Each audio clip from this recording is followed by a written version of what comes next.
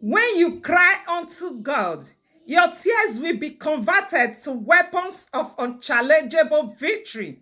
So that is why you must develop the habit of crying unto God, not unto man. When prayers take the form of crying, it becomes mysterious.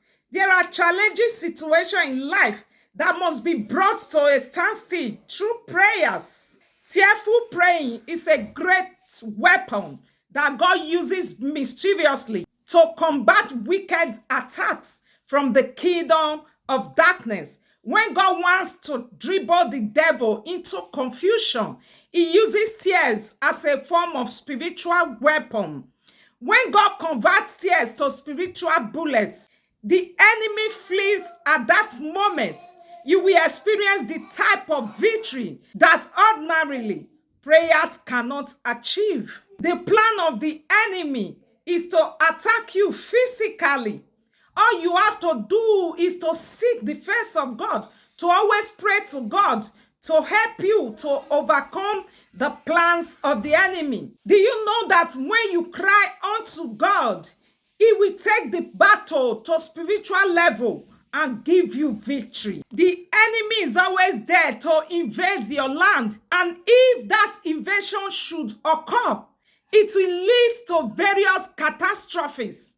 But to stop such wickedness is to arise and cry unto God and let your tears fight your enemy. By the time you obey God and shed tears to Him, do you know that the plan of the enemy will be annoyed? For quite a long time, we have undervalued the power of weeping or crying in prayer.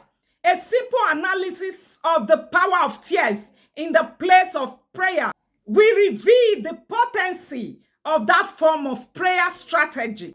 Do you know that God knows that when human languages fails and when human emotions can no longer be expressed in a particular language, the next thing to do is to go into another realm using the language of tears, which is a language that God promptly understands and heals.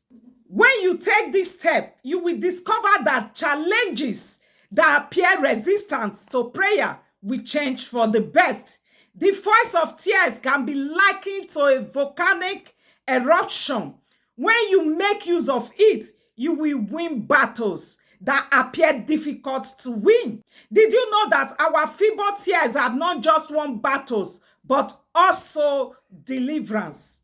What this means is that tears have the capacity to defeat enemies and break chains of captivity. Beloved, when you cry unto God in prayer, God will make your deliverance possible. Your cry is the reason God brings about or commands your deliverance from captivity. When God surveys your cry, He will be left with no option but to favor you. Beloved, since you have cried severally, God has no option but to get to work on your behalf. He will arise and set you free from any form of satanic oppression. The tears you have shed during your season of sorrow, pain, and captivity has been put in God's bottle. And He will declare that never again will you remain under captivity. At that point, God will send deliverance unto you, and your Zion shall be set free.